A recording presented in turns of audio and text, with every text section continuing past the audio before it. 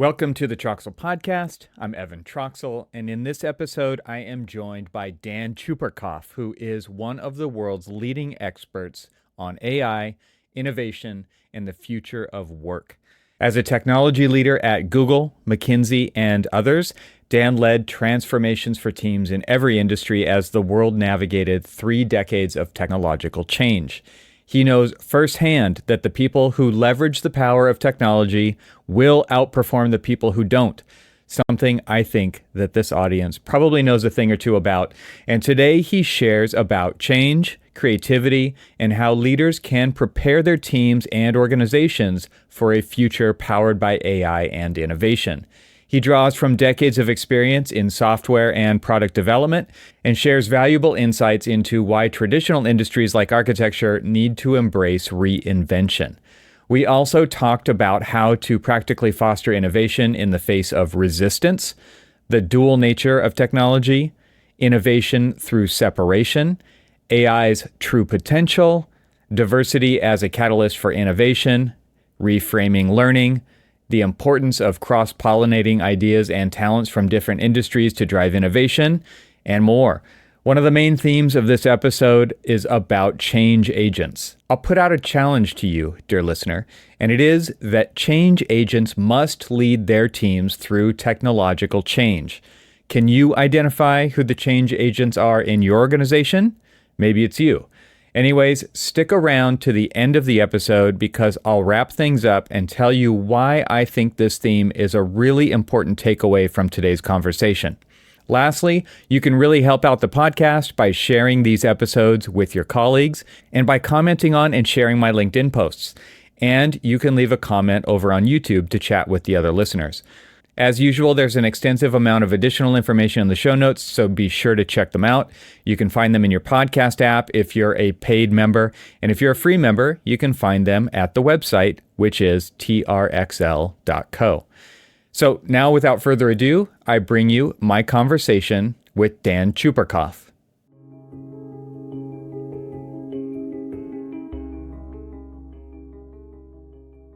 Dan, welcome to the podcast. It's great to have you here. Thanks, Evan. It's great to be here. I'm looking forward to the discussion today. Architecture goes deep back into my personal history, and I'm looking forward to talking about how, architects are seeing change, how non-architects, other designers are seeing change, and the technology progress in the world. It's impacting us all. So I'm looking forward to the conversation. Me too. Thanks for having me. Yeah, I love that you're here, and I've had your other brother half on this show before, and I love Tom's stance that architecture is his hobby, and he shows up every day to practice his hobby. I think that's a really cool attitude to have, and it's pretty infectious. He's just a great guy, and so I will put a link to that episode in the show notes so people get the full familial effect here. But Dan, you're in a different industry, and I know that there are obviously crossovers, but maybe you can tell us a bit of your backstory and so that we know kind of how you got to where you are today. Yeah, for sure.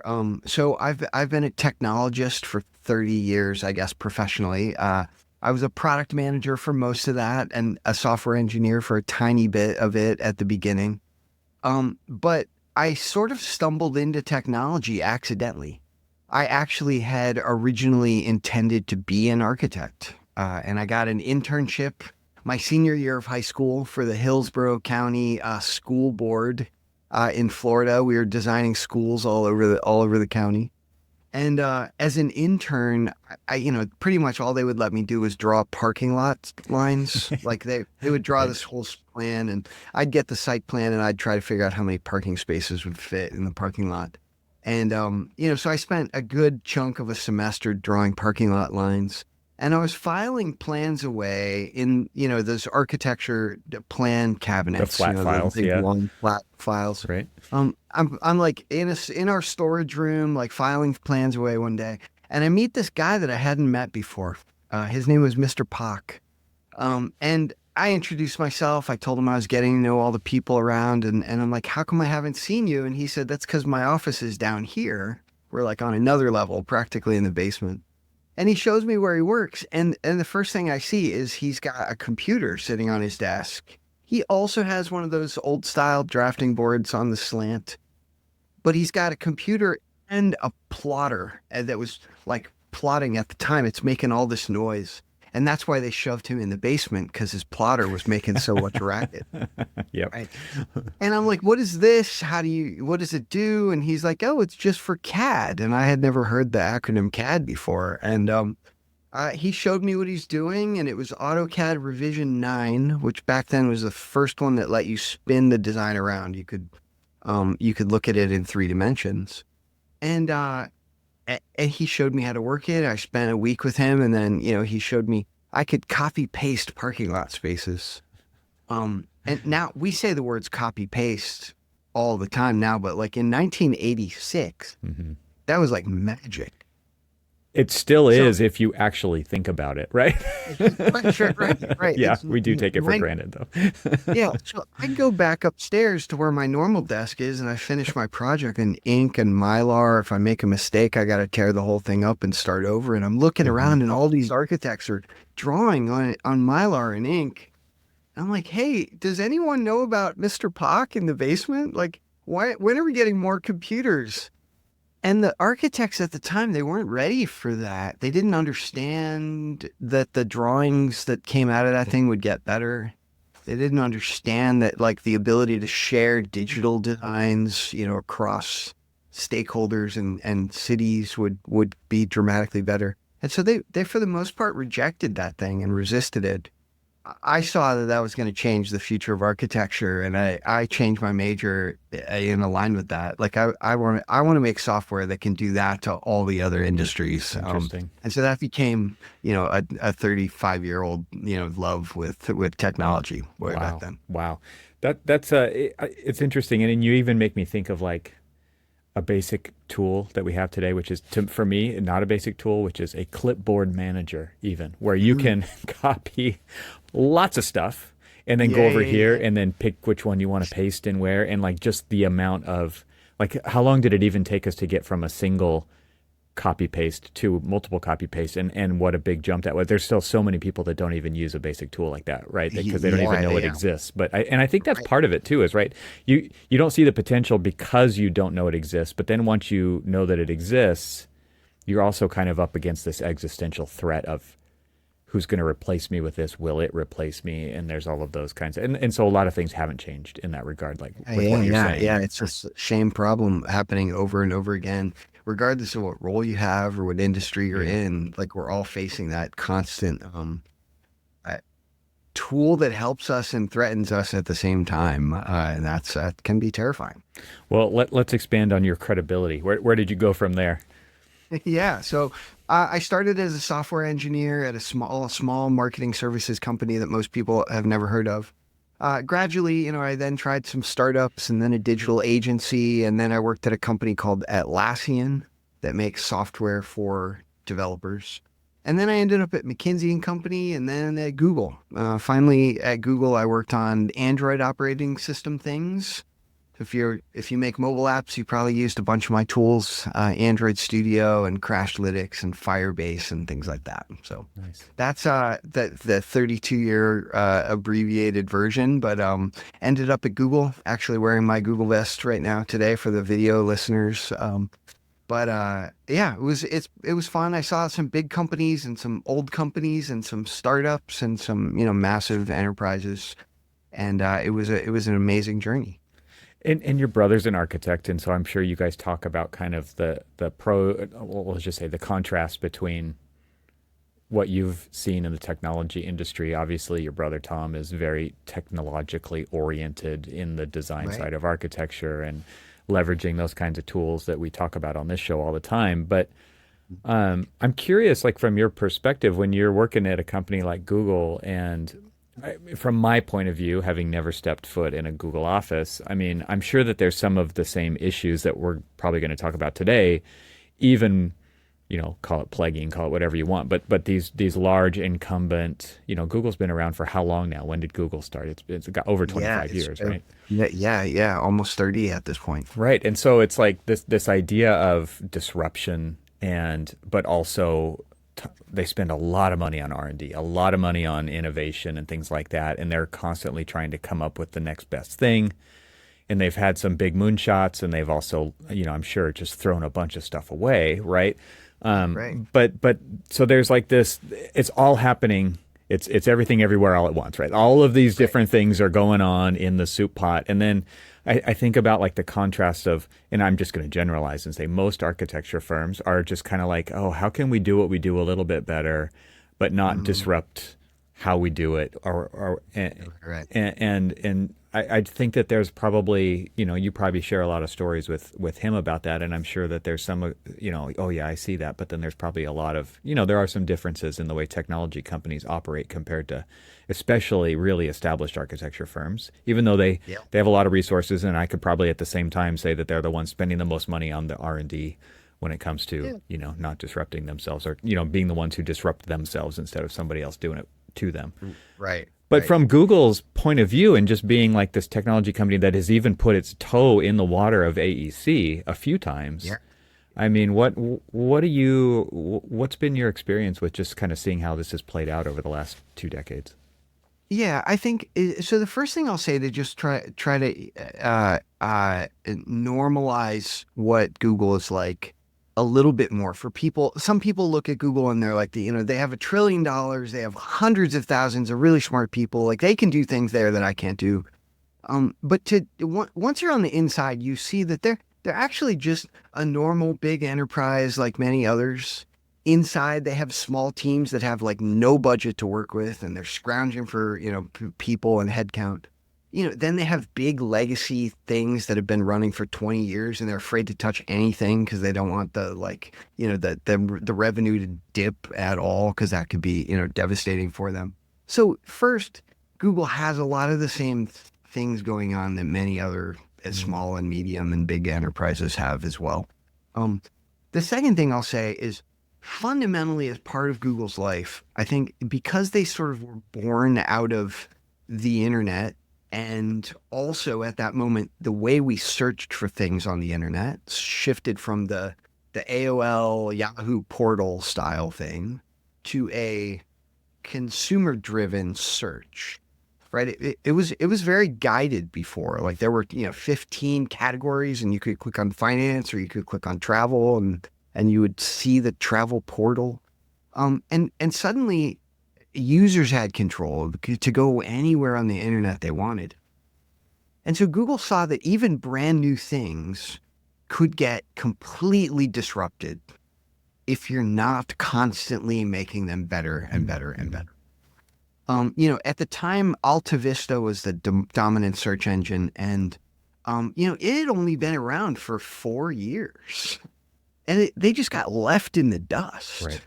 And so Google saw this sort of existential need for change that a lot of people don't see, or maybe in their industries, it's not quite as fast as 4 years, right? Maybe of 20 years or maybe 40 years before you're just left in the dust. But at some point you will get left in the dust if you aim for stasis, right? If you just try to hold things where they are, so that you don't take risks, minimize disruption and bad choices, then you'll probably be fine for a while. In technology, that for a while is maybe only 5 years. And in architecture, maybe it's 25 years. I don't know what the number is exactly, but it's not forever. Yeah. And so, people that try to hold the line and keep things stable and risk-free for too long will get left behind eventually. Yeah. I mean, one of the main topics I wanted to discuss with you today is change, right? A big, broad topic, but just really how we deal with it as an industry, as individuals, and then how other industries, like you're talking about, kind of just a different perspective completely, which is like, if we're not changing, we're going to die, kind of a thing. Right. And then there's other industries like ours, right, where it's maybe not as urgent of a we're not going to die, we're going to be fine, and then it kind of leads to you kind of forget that you needed to look outside and continually kind of survey what's going on, because you're busy, you got deadlines, right? You've got all these things that you've got to do today, and so I mean, Well, I'm curious before we start really getting into the topic of change, Oh, because I think this goes way beyond architecture. I mean, we're seeing it oh with the yeah. government. We're seeing like there's people like it's literally freaking out, but there's also kind of this idea like something actually can't get better until the one that's there is completely broken or dismantled or burned to the ground, right? It's Right. like so Right. so there's all of this kind of floating around in my head too. But maybe you can kind of tell us your new focus since Google, and so we can kind of frame the conversation around your expertise. Yeah, yeah, that sounds good. What I started to notice about 2 years ago at Google is, first of all, I liked going to conferences and speaking on a stage to an audience about stuff that I thought about the world. And so I started doing that a little bit more. And, meanwhile, back at Google, I was helping my team. I led a team that had about 150 people on it. And so I was helping my team navigate change and figure out what new stuff to do and figure out what bad stuff to stop doing. And I sort of realized, hey, the rest of the world needs some of that leadership too. And so if I could combine my love for speaking at conferences with my desire to be a leader of teams in a world of constant change, then I could do my most fun thing and the thing I was best at the same time. And so I quit Google a year and a half ago, and now I just help teams all over the world to navigate new technology changes. And right now that means AI a lot of the time to a lot of the people. So we're talking a lot about AI. But, in 6 more years, we'll be talking about how robots are helping to do stuff, take our trash out or bring us our medicine or whatever they do.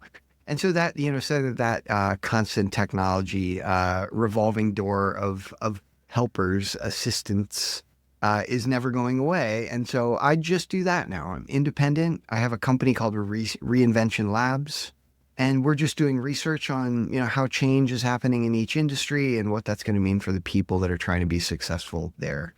And so that's what I do. And that's what we're kind of going to talk about mostly today, because that's what I do every day. Yeah.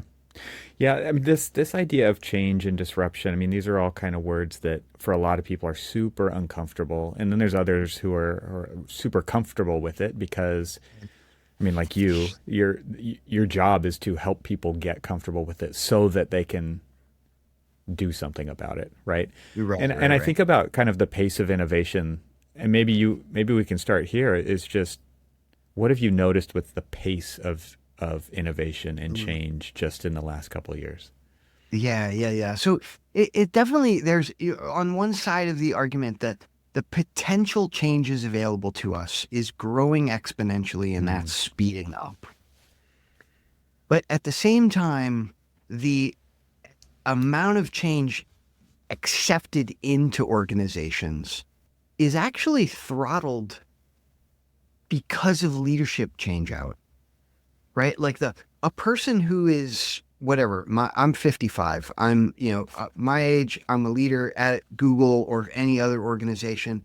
I have maybe 8 or 9 years of leadership left in me and then I'm going to retire.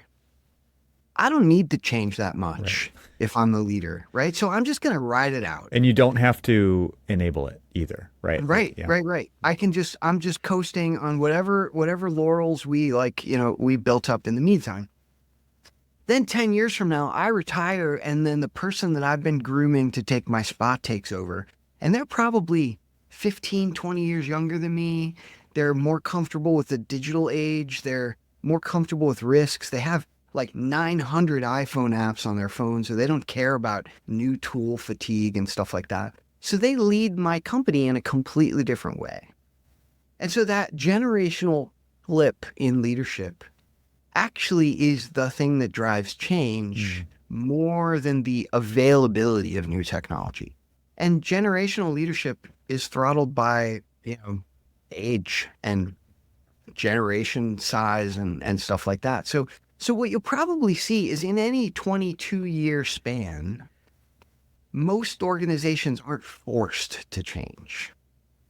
But then outside of that span, when they get to 25 or 30 years, they start to see that they're competing now against organizations that are led by people that have a different technology adoption attitude, mindset. And when you start competing against those people, you start drifting back. unless you start making those changes too. Mm-hmm. So that's kind of the dual dichotomy of change, both speeding up and stuck at the 22-year point at the same time. This idea of like being almost entitled to be in business is so weird to me, right? Because I mean, you're competing in architecture where I'm coming from, you're competing against other firms who are roughly doing the same things that you are. And it's like, we're hitting these revenue goals, we're hitting our teams are trying to balance fees versus, billable hours and all these things. And it's difficult to actually, you got to change everything if you want to change. I mean, I'd be curious to hear what you kind of advise people there, because it's really difficult to change it all, and it's hard to change little pieces of it in the machine as it's moving and carrying all that momentum. Yeah. I've been fortunate enough to be part of some sort of like dramatic shift in a business's business model and technology adoption 2 times. The first time I was part of a startup that got acquired. We had 35 people or so, and we were doing our thing, and it was kind of new and cool. And then we got bought by this much larger organization. And so naturally, we got folded into that organization, and we started to look for efficiencies. And we took some of our things that had been working that enabled us to take risks and reinvent in the market, and we lost some of those things. Mm-hmm. Because now we were folded into this bigger machine, and now any risks that we took impacted the risks of the much bigger organization, right? And so that actually slowed us down a little bit, and the new cool stuff that we were doing when I first started there started to become harder and harder. On the other end of the spectrum, maybe 12 years later, I was working in a big company that wanted to reinvent itself, but was struggling to because of the mothership and our legacy products and customers. And so instead of just trying to do it anyway, in spite of all these risks and challenges, we created a little team that was separate. We took about 20 of us and got a different office. We worked in a different building, not too far away, just down the street.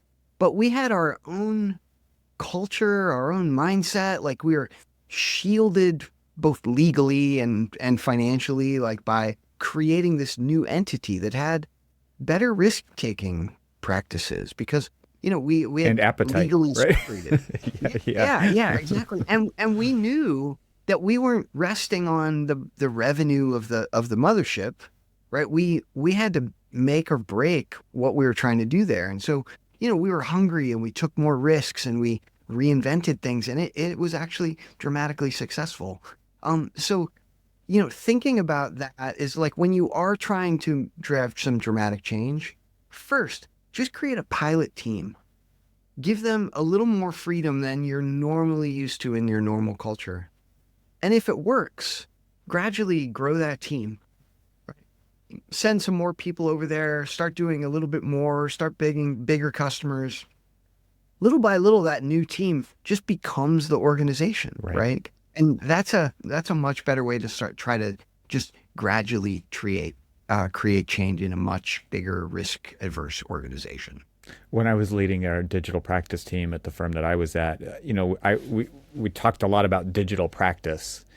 Yeah. But I always would reinforce, it's like, someday we're just going to call it practice again, right? Like you start at calling it something so that everybody knows what you're talking about, but it's going to be so influential. And like you're saying, like the balance tips at some point where it becomes the bigger thing, because the way you used to do things is falling off the back of the conveyor belt, right?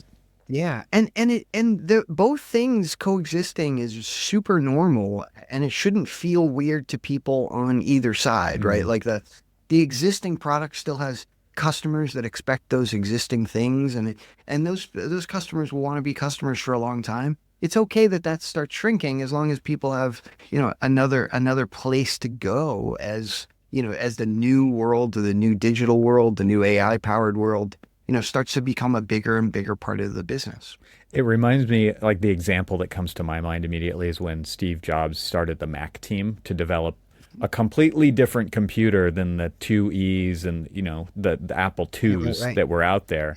And they had to do the same thing that you said. They had to move into a different building because there's a lot of naysayers in the existing organization, and there's a lot of influence about, well, we're going this direction. Why are you doing that over there? And you actually have to create that separation at some level that you're talking about because it's unlikely that everybody's going to be on the same page that this is a good idea. And there's no guarantee that it's going to be successful anyway, right? And so Right. that separation, I think, is a key component of what you're talking about.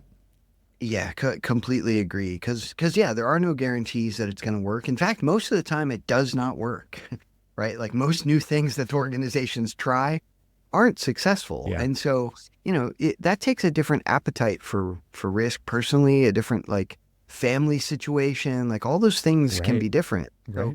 So, while you're in those intense moments of risk, let the people that are comfortable in that world like inhabit it by themselves for a little while they're trying to figure it out. And that fear is so real that it keeps a lot of people from trying it, right? But I just want to reinforce here that it's like either way you're going to learn something. Right. It could be successful. It might not be. No matter what, progress will get made. It's not like if it doesn't work, that is a complete failure. We don't get anything out of it. Right. Right. Figuring out some things that don't work is an important thing that more organizations should do. Yeah. Let's take a quick break from the conversation to tell you about AVAIL. Is your team struggling to find the BIM assets they need? AVAIL's content management system simplifies access to all of your firm's content in one easy-to-use platform. No matter where your files live or what type of files they are, you can easily search and access them from AVAIL. Now, designers can consistently find and reuse all types of content. So what does that mean? Well, standards compliant models and drawings are easier to create. The documentation process is less chaotic. New hires are easier to onboard. Projects are delivered faster with fewer errors. You get the idea. Visit getavail.com to try AVAIL for free and request a free demo. That's getavail.com, GETAVAIL.com. My thanks to AVAIL for supporting this episode of the Troxel Podcast. And now let's get back to the conversation. How would an architecture firm, I mean, there definitely are examples of, and I've interviewed people on the show who have done this. Like I think of there's a structural engineering firm, Thornton Tomasetti, who started what they called Core Studio, which grew out of their advanced modeling group. And so it really was kind of like they incubated this thing. But what kinds of advice would you say helps get people in the mindset of okay, I think we've kind of established why that could be important, but then there's the actual how do you do it? And architecture firms are not set up to be incubators. They're not, some of them think like that. They think hackathons and they think incubate ideas and they think turn those into businesses, and they think about it that way, maybe through experience, but a lot of them haven't. So I mean, is there anything that just comes out from you that when you talk to firms like this? Yeah, I think the first thing is even before there's any kind of a formal practice, whether you have an incubator, whether you have like a next generation project team or anything that's formal and getting resources, just supporting the notion of learning some new things or trying some new experiments is the first thing culturally that's important. Before you can do it procedurally and formally with a whole new division of your company, first you have to get people comfortable just trying new things for no reason, right? Like getting a software subscription that you're not sure you need yet, just to start kicking the tires and see if you had this new thing, what would you do with it? Yeah. And most people flip the learning until after the decision was made. Mm-hmm. They're like, okay, we're going to decide to get Revit, and nobody's used it yet, but we had this big committee and they decided that it's worth the $5 million or however much Revit costs. I don't know. A lot. Right. But they make this formal declaration first, and then they give everyone the new tool, and then everybody's thinking there, shit, now I have to learn it. Now it's part of my job. Now on top of my other job. Yeah. Right. Mm-hmm. And so way before that, you need like a sandbox to play in, right? Like get some new tools for a week. Just get the trial and say like, hey, next week is playing around with new tools week, and just let people explore a little bit, or give them, at the company Atlassian that I worked at, we had a $500 a year budget to just buy some software that we thought might be helpful. Like we could get a new trial single person account of whatever we wanted. There was no approval process as long as we were under that cap. And that allowed us to play around with new tools like HubSpot before they were big. Just kick the tires and see like, could this help me do my job better? And the people on the ground, they're the ones that usually know if it can actually do their jobs better. Right. And we It's sometimes not being pulled dictated to them. Yeah. Yeah, exactly. I also think about like the Google example of 20%. I don't know that they still do this, right? But this idea of 20% of your time was used for side projects. Some of those really paid off for them, right? Gmail was an example of one of those projects that somebody was coding, what is it, 1 day a week or whatever. Yeah, exactly. That practice still exists. For those listeners that don't know, Google's 20% time is an informal project or process that just says 1 day a week you're allowed to work on anything you want. It doesn't have to be your formal team. It doesn't have to be the product that you're assigned to.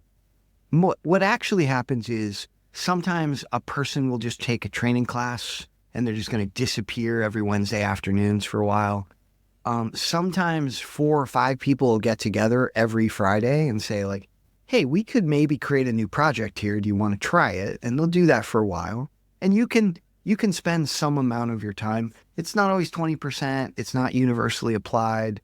But what it is an awareness that learning new things is maybe not just as important as your day job, but more important than your day job. Mm-hmm.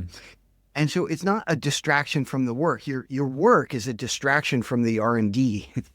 Interesting. And because the R&D stuff that you're doing, that's the next 25 years of your company's revenue. Like that's dramatically impactful time.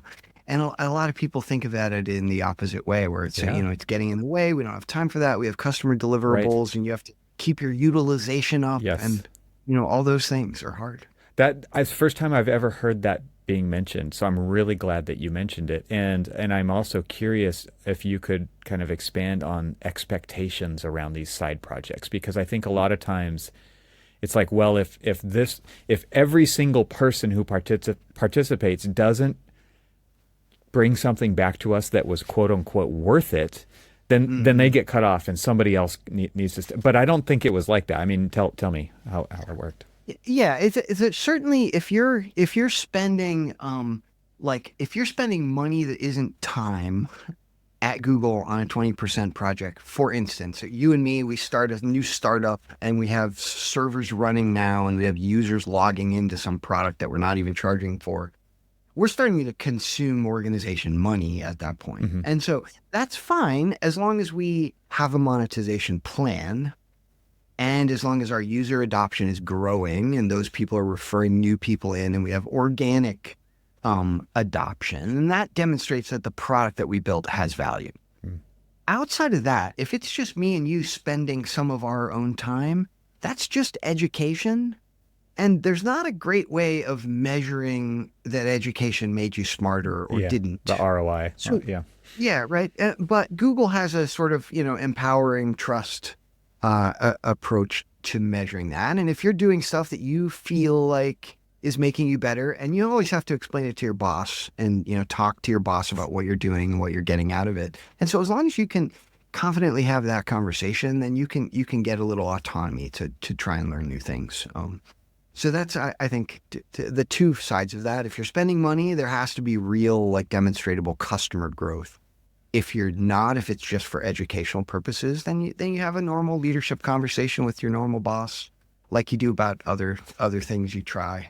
Yeah, it's interesting to think about it also from the context of it could become a thing, and the company gets the thing, they get the benefit of the thing, and Yeah, it's yeah. not going to get snatched up by somebody else outside Right.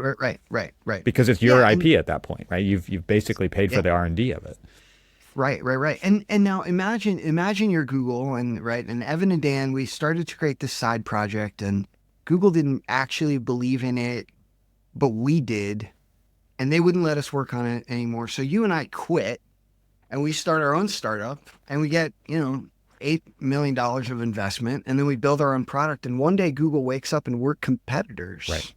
Right. And so invest in your own people because they'll invest Somebody in else them. will if they if they have the chance. Yeah. Right. I just don't see that this kind of idea is really taking hold in the architect or AEC industry, right? And I a lot of it comes from where we've come from and how we've always operated, but also it's just not like the way that we're taught to think about our companies as design problems or even as an employee about how you would think about contributing to your company and making the argument to do that. Yeah, it's I think one of the things we'll talk a little bit more about like creativity and technology and the AI revolution and what that's going to do. But like one of the things that makes me optimistic about the problem that you just observed is as we start using technology to propagate our design productivity, to help us do more things, help us do things faster, help us make more complex designs, more levels of detail for those designs. Like we start using technology as a dramatic productivity accelerator. Then we actually start becoming technology companies. And the things that you're doing that take new tool adoption and take experimentation and educational experiments, those things all start to look just like it looked inside of Google or inside of any other software startup I've worked. The more we sort of technology empower the world, the more companies that traditionally don't feel like they're technology companies are actually becoming technology companies, and they'll start to benefit from hackathons and software acquisitions just like all the others, I think. So to get ahead of that curve, or if that's like of super interest to somebody, do you feel like they really need to potentially hire people from outside of the architectural training and background and kind of typical structure of a firm to get that expertise in to help them get to that point faster, or is that something that can be done from inside? I think it should probably be done both ways, right? I think you should cross-pollinate with technologists or scientists or mathematicians or artists from other industries because those people will have done some experiments that you haven't done. But you also shouldn't let them come in and take over completely because they don't know your industry as well as you do. So from the inside, you should also, merge those two streams together. So you get, industry validated thinking and vision, right? Because you know where your architecture industry is trying to go. And then these other people will give you new tools and practices that maybe unblock some things that are blocking the road to that place. There's an example that came to my mind when you were saying that, which was there was like a healthcare studio, and the healthcare studio really, really, really wanted to only hire healthcare architects. And I get that, right? Like there's an efficiency there, there's experience there, and so therefore you can maybe get a better product than you're used to producing, maybe faster. And at the same time, I think what you're actually talking about here is you're talking about the cross-pollination of ideas and experiences, because as a designer of architecture, I wanted my team to be extremely diverse and not have only worked on one project typology, because they're going to bring something to the table that I would have never thought of.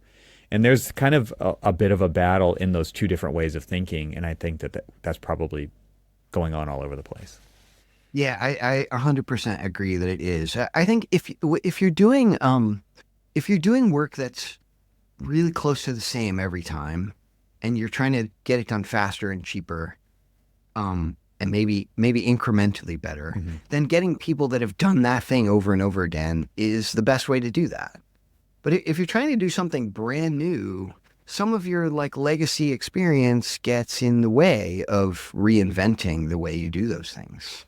And so, bring somebody in that's only worked on, I don't know, schools instead of hospitals, or the other way is easier for me to imagine, right? Somebody that's designed emergency rooms thinks about efficiency of room movement and moving patients in and out and cleanliness in ways that like other architects don't know. And so, you bring hospital architects into auto mechanic architecture, right? They would create a body shop that was magical, right? And that would be amazing. And I don't think people are doing that enough. And I think that cross-pollination can breed some new invention, some rethinking of old ways of doing stuff. I think it applies, way beyond design. And I mean, I'm not trying to contrast what you're saying at all. It's like, I feel like an architect should be on the board of every different kind of community group there is out there, because the way architects think is so different than the way everybody else got their training and the way that they do thinking. Yeah. And that to me is a huge advantage that architects have. And it's a beautiful service to these other organizations. Like if there's somebody on, it's not even just like city planning, which is still kind of in your wheelhouse, right? But it's like something else completely, like the way your church operates, for example, or the Boy Scouts or the Girl Scouts or anything like that. It's like you have just a different approach to problem solving. And I think we could, as architects, could do the same, right? We could get as much out of that as we could give to it in another context by bringing in the kinds of people that you're talking about who have just this very big difference in experience. Yeah. Totally agree.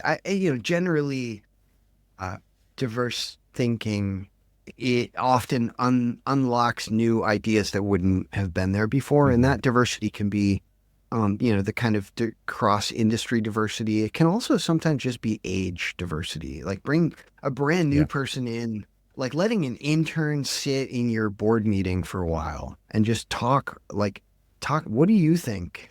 Right? As a person that grew up with an iPhone in your pocket as a, 22-year-old, what do you think about how you navigate spaces, how you solve problems? That unlocks whole new ways of thinking sometimes. And so, there's a lot of use of the word diversity a lot of the time right now, but most people don't think about it in the way of cross-industry diversity or cross-generational diversity. We're not doing that as much as I think we could. The typical mindset is like that the young people are gonna learn from the old people, but it's also that is bi-directional in this example, right? It's I'm sure I've brought this up on the podcast before, but there's a thing I've heard of, and somebody can fact check me on this, but it's like this Japanese corporate meeting culture, which is the youngest people, so the interns, for example, get to do all the speaking in the meeting first. And it's because then they're not going to go against what somebody who's been there for a long time is going to say, because they don't know what they're going to say. And so there's as long as they have this, they feel safe enough to share and not get stepped on by doing it, right? This is used as a tool by the older generations who run these companies to get new ideas and make it a safe place to do that. And so you kind of need all that for that to actually work, right? Because otherwise it's only going to work the first time, and then somebody's going to get stepped on and they're like, I'm never going to talk again in these meetings because, right, I just got smashed. That didn't work out very well for me. But I thought that was a really interesting kind of strategy and how to unlock those kinds of interactions in those meetings. Yeah, completely agree. I hadn't actually heard that before, but I love that analogy. And I don't know if it's true again, but if it isn't, we should all do that. Yeah, it's totally great. Let's take a short break from the conversation to invite you to join the most influential technology leaders in the AEC industry at Confluence. Composed of in-person events and a podcast co-hosted by yours truly, Confluence is designed to foster conversations between AEC firms and technology companies so they can learn, share, and engage with each other to support industry innovation. Software company AVAIL, which creates content management solutions for the AEC industry, started hosting Confluence events in 2019 to understand what firms are needing, wanting, and thinking around technology. To learn more about Confluence, explore upcoming events, and listen to podcast episodes, go to confluence.getavail.com. My thanks to Confluence for supporting this episode of the Troxel Podcast. And now, let's get back to the conversation. One thing I wanted to talk about with you is just kind of the reason I wanted to go into kind of the pace of change was because, I think that we're seeing that behaviors, workflows, skills that were relevant just a few years ago maybe aren't as relevant or just aren't as needed now. Yeah. And I mean, you have a huge focus on what's going on with AI, and you're really keeping your fingers on the pulse in that. And that's where we're seeing a lot of this disruption. And I just think again about this idea of entitlement to like what our business is. Should we be here in the future? Of course, the answer is yes, right? But I don't think so. Like, I don't think it's a guarantee if people aren't participating in the act of change. And so I'm curious from your point of view, like of forced adaptation, things that people might do to disrupt themselves or not be disrupted, right, in the future, rather than waiting around for something gradual and comfortable to happen. And so just from your point of view, and I mean, maybe we start to transition really to talking about AI here. Like, what are you seeing with this kind of skills being uprooted and not needing people to do things, and the way that it's radically changing industries? Right. Yeah. So first I'll say I'm very optimistic that there are some things that AI is never going to be able to do. AI is very constrained by the training data that we feed it. And there are that because of that, it kind of only knows the commodity kinds of things about the world. The things that lots and lots of people know and talk about publicly, or at least in places that have been scraped. And it's a small set of the stuff that we actually use to make decisions. So I think that AI will always struggle to do real problem solving. When you decide on the right solution to a problem, you're doing that with context in your head. What you saw yesterday, the conversation that you have with your wife or your partner, all the things that you imagine about the world, those things help you make decisions, and AI won't ever know those things. And so problem solving and decision making, and even just pulling the world to a new place that we're imagining we want to go, those are things that AI can't see. And so the kinds of things that we do as people are first process stuff. We do things over and over again. We get tasks done. We communicate about that work. We look for issues. And those three things, AI is going to be really good at. But the other three things, making decisions, solving problems, imagining a better world, AI won't ever do those things. So if you can sort of take your work and tease apart those first three things and the second three things, you'll start to see that your job just becomes problem solving over time.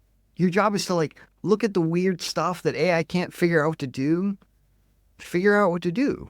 All right, that's what your job over time will become.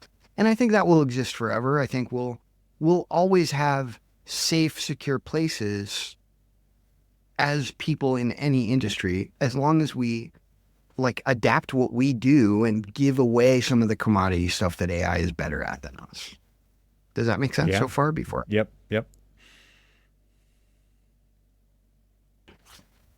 I think the second thing I will say about it is, in most cases, when we look at some of the big technology things we got, phones were mostly mobile and app driven or mobile browsing now in the world. It's only been really 10, 12 years since we started that transition, and all of us became mobile capable fairly quickly. The internet, completely changed the way we looked for and shared information. After 10 years or so, we all became great at internet stuff. Um, that will also happen with AI. We'll probably just gradually start embracing it. And 10 years from now, we'll say, okay, well, yeah, AI stuff is that's just how we get information now. I don't read long papers anymore. I just read the digest from my AI assistant. So that change will happen sort of slowly and gradually. So it shouldn't freak people out because you will have some, ramp toward that happening. But now if you resist it, right, and you try to say, but yeah, but the CAD machine in the basement of Dan's first job, the drawings that come out of that are garbage. I'm not going to use CAD because the garbage designs that come out are not things that I would want to use. If you resist it completely and completely ignore it and don't expect that it will constantly get better, then you will become one of those draftsmen that I worked with in 1986 that never learned CAD, and that would have been bad for them, right? Yeah.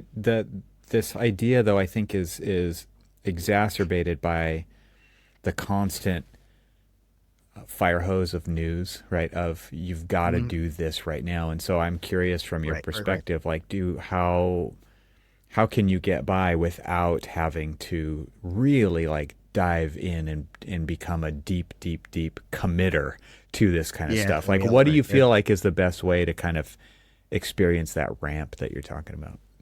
Well, so first, there's a pretty hard line in time. November 2022, that's when ChatGPT first came out, right? And if you were in school in November of 2022, all of a sudden everyone said, hey, just put your homework in ChatGPT. You'll be amazed. Yeah. Students are always looking for the shortcut too, right? Like there's so much incentive to do so. Yeah. Right. Yes, exactly. So if you are what I don't know what age that maybe makes you, 24 or younger. So you were in school on the ChatGPT day. All of a sudden you use ChatGPT for everything. There's no going back. Like you put every email in there, every social post, every article you write for the blog, every book you write, like you just use it. And so that age is entering the workforce. Those people are your coworkers, they're your competitors, and those people are AI powered already, full stop. Yeah. And so first, you don't have to go all the way there. You don't have to put every, design into some AI powered design assessment tool, but start dabbling with it, because one day you're going to wake up and your customers will choose not to award you an RFP, and you're going to find out it's because they went with this other team, and that other team is using some AI thing that you're not using. And so, you don't really need to change until your customers are picking the other people.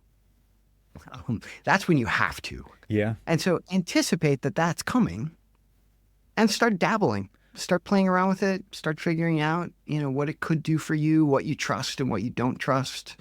Start hiring some people that are 24 or younger and asking them what they think, what they do with it, and start the exploration. The next 5 years it's going to be an interesting flip. It'll be the fastest technology adoption, I think, that we've ever seen.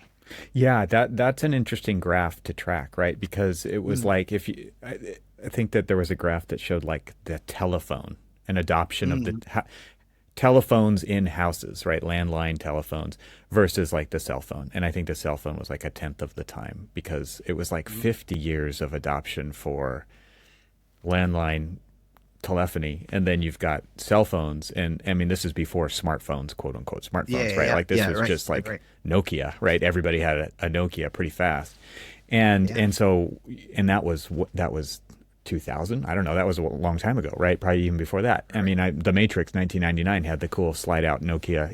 Neo had that, and it was like cutting edge tech at that point, right? And you think about how fast, like AI. Since you said 2022, right? November, the end of 2022 is when ChatGPT rolled out, and now look at where it is, and it's the beginning of 2025, right?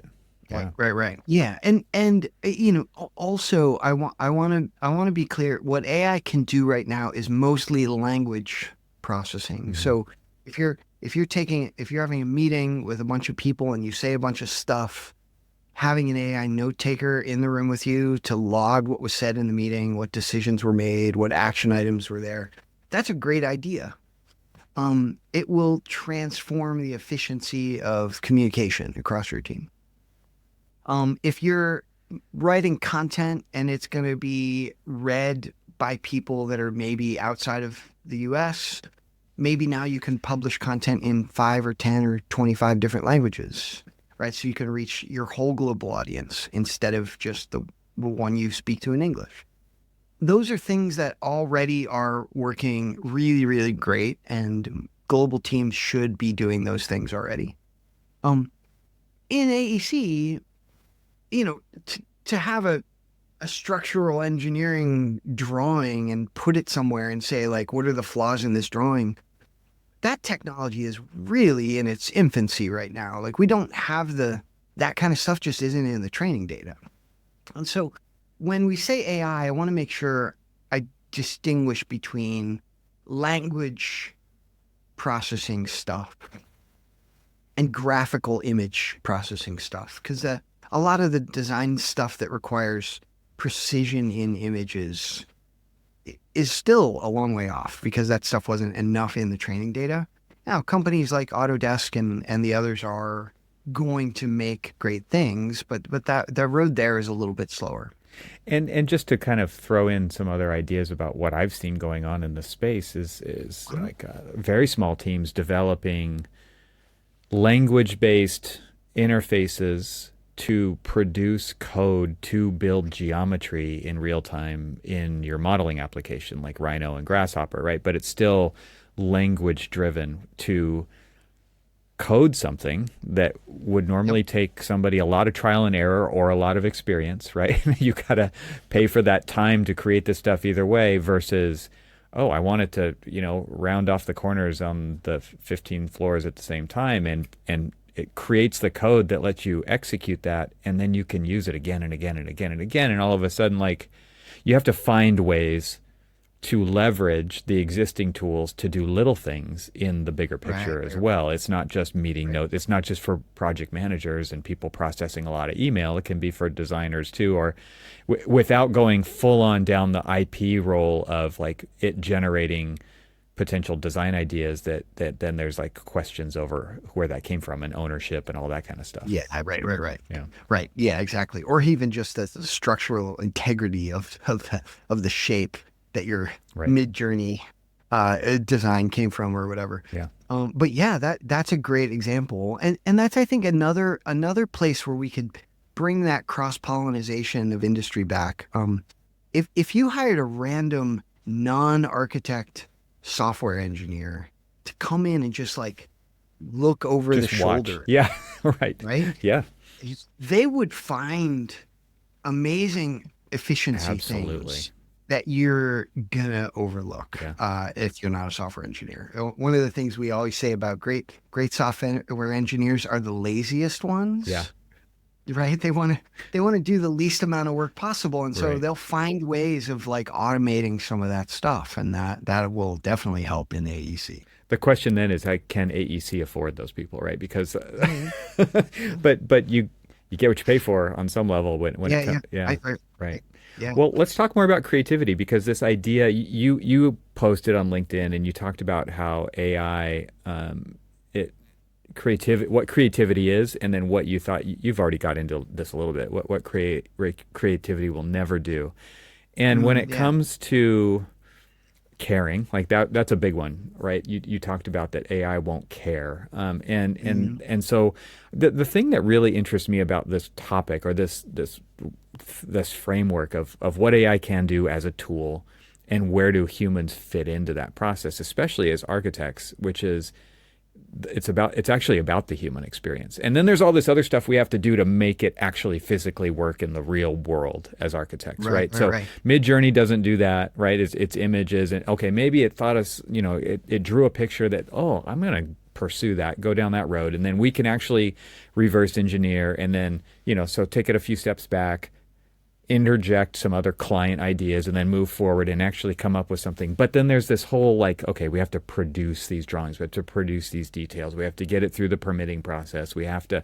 go through the bidding all these things that architects have to do. And so there's not a lot of threat there. But this idea of what I like about this is that it actually brings us closer back to our true value as what architects can do, which is not just commodity stuff anymore. Right. Because the commoditization of design and tools, it's gross, right? Like it's just we don't need more of that. We actually need architects to actually realize their true value and be able to apply their time and energy into that. And maybe this is a way to start doing that. I think it is, right? I think because some of our processes are so heavy. There's so much stuff we have to do just to get the thing to the point at which it's built. Mm-hmm.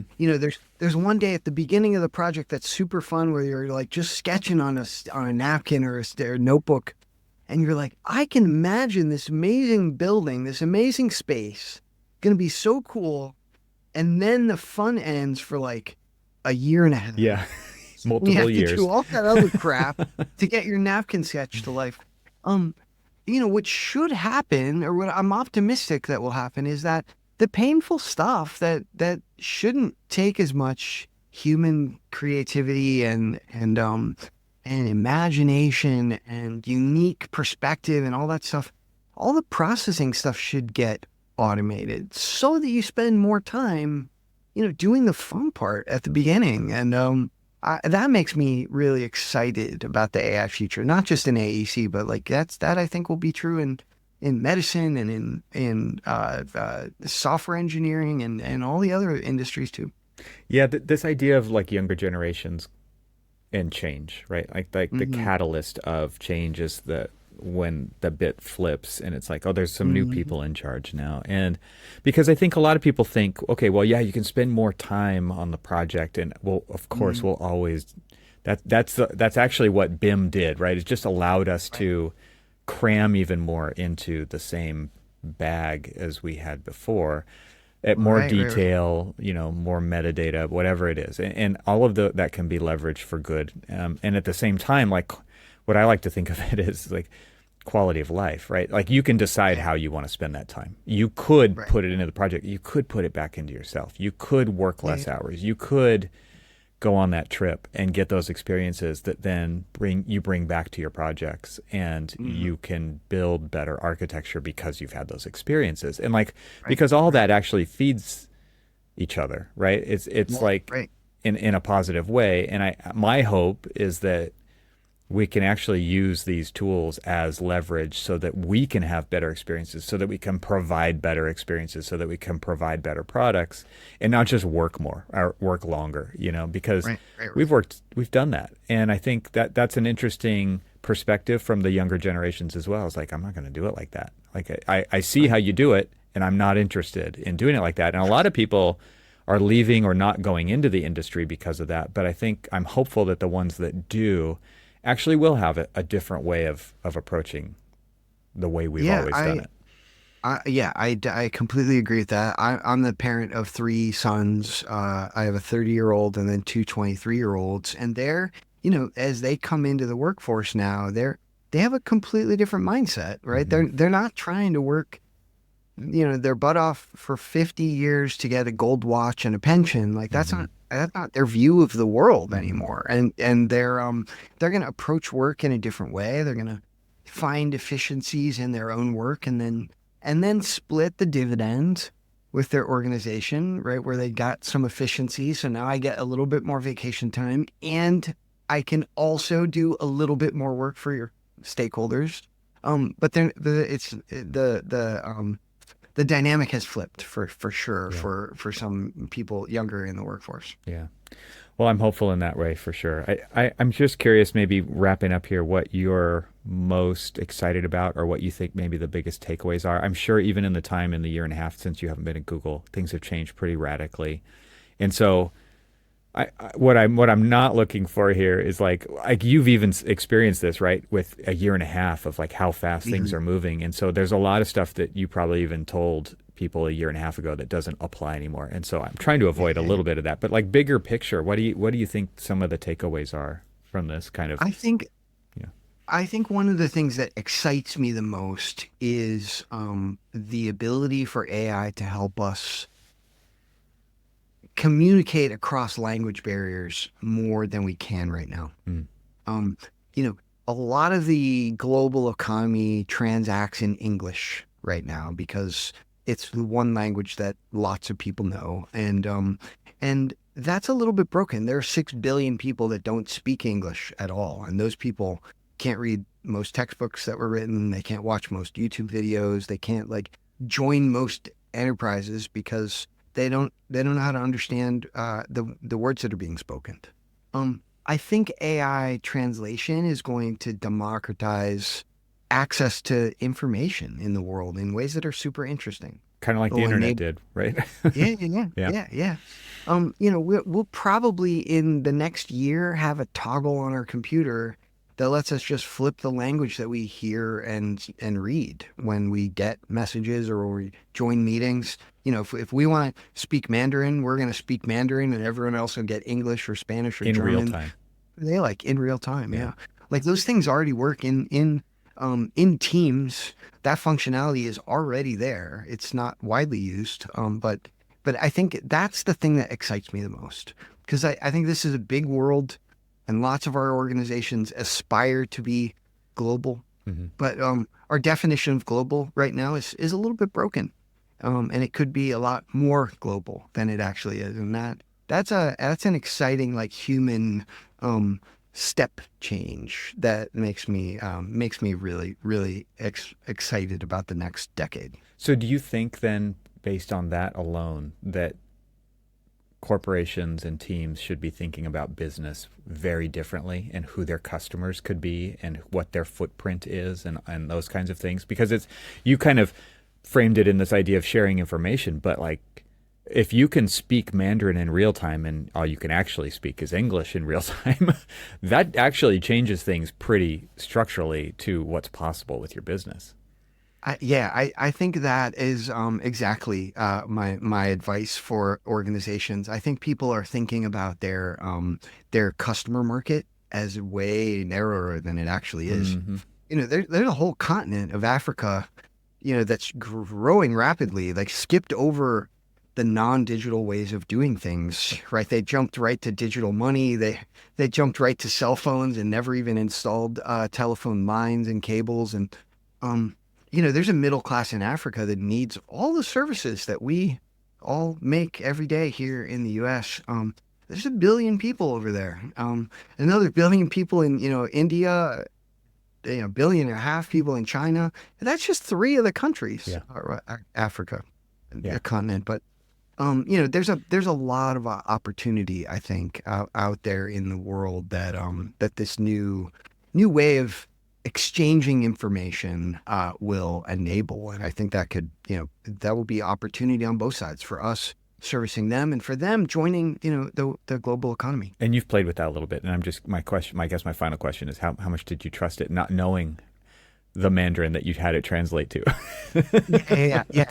So a couple of things. All the translations that I've done so far with it, I've given to a native speaker, and they said there was one exception. In Spanish, I said the word team, and the word team that it changed was more like family than coworkers. And so that one word is the only flaw Wow. that I've ever found. It's 99.999%. pretty close to accurate all the time. And it's certainly better than just not speaking to them in their language at all. Interesting. Yeah, I mean, I think a final thought, it's just thinking about like using multiple tools to check. Like I know a lot of people use ChatGPT to check its own work, right? Yeah, But then there's yeah, other yeah. ones too, and it's like, Mhm. okay, this tool did this. Now let's have this tool check its work, and then Yeah, maybe a yeah, third yeah. one, and like Right, right. between that and still the amount of time saved is just absolutely incredible. Yeah, I think it's an exciting time. There's a lot of new stuff available to all of us. It can be scary because that's sometimes overwhelming. But also some of the things that it will drive will be amazingly empowering. It should give you more time in your own day for things like personal growth. It should allow you to reach bigger customers with better services and products. And, I think these things have the ability to change the world if we let them. So that's it's an exciting time. Well, thanks, Dan. It's been a fun conversation. I've definitely learned a lot. And I'll put links to everywhere people can get in touch with you. But if you want to mention it here in the audio portion still, go for it. Yeah, I'm pretty easy to find on the internet. I have a unique last name. It's Chuparkoff, Chuparkoff. You can find me on LinkedIn. That's where I'm most active, but also all the other places, Instagram, X, or my own website, danchuparkoff.com. So here I am. I'd love to start a conversation with any of you. It's fun stuff for me to talk about. So I appreciate you having me on, Evan. It's been fun. Thanks, Dan. Okay, so let's wrap this up before you take off. At the beginning of this episode, I said that change agents must lead their teams through technological change, and that was validated throughout our conversation. Dan emphasized that technological change is inevitable, accelerating, and can be deeply disruptive without proactive leadership. So here are 7 examples from the conversation that back this up. Example number 1. Change is constant and accelerating. He described how technological advancement, especially with AI, is progressing faster than ever before. The tools available today weren't even possible just 2 years ago, and the pace of adoption is increasing. He said the next 5 years is going to be an interesting flip. It'll be the fastest technology adoption that we've ever seen. Change agents must lead here, or their organizations risk being left behind. Example number 2, resistance is common without leadership. Dan recalled his early experience in an architecture firm where CAD was initially rejected by architects despite its clear advantages. Without someone advocating for the long-term benefits of change, organizations tend to default to the status quo, even when it's less efficient. Example number 3, culture must ship before processes can. He emphasized that embracing new tools starts culturally, not procedurally, and that leadership has to create a safe, experimental environment. Change agents cultivate a growth mindset and empower their team to explore before formal adoption. Example number 4, legacy thinking stalls progress. Dan explained how older leaders nearing retirement often avoid change because they don't see the payoff within their timeline. In contrast, change agents are essential because they bridge the generational gap and prepare the organization for a sustainable future. Example number 5, isolation enables innovation. He discussed how creating a separate innovation group free from organizational inertia can succeed under proper leadership. Dan said, we created a little team that was separate. We had our own culture, our own mindset. We reinvented things and it was dramatically successful. Change agents lead by shielding innovation from internal resistance and giving it room to grow. I'll say that again. Change agents lead by shielding innovation from internal resistance and giving it room to grow. Example number 6, AI is already transforming workflows. Dan highlighted how younger generations are already natively using AI tools, and if change agents don't lead adoption, they risk becoming obsolete as clients and competitors move forward.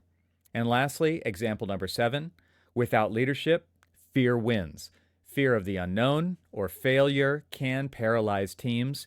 Dan and I both acknowledge that the fear is so real that it keeps a lot of people from trying new things. Change agents are the antidote to this fear, and they provide vision, permission, and momentum to move forward. So in conclusion, change agents are not optional in this era. They are mission critical for navigating rapid technological shifts, fostering curiosity, overcoming fear, and ensuring their organizations thrive rather than stagnate. That's it. Thanks for listening, and I'll see you in the next episode. Thanks to our sponsors, and thanks to our members this week. Find out how you can become a member at trxl.co, and I'll talk to you again next week.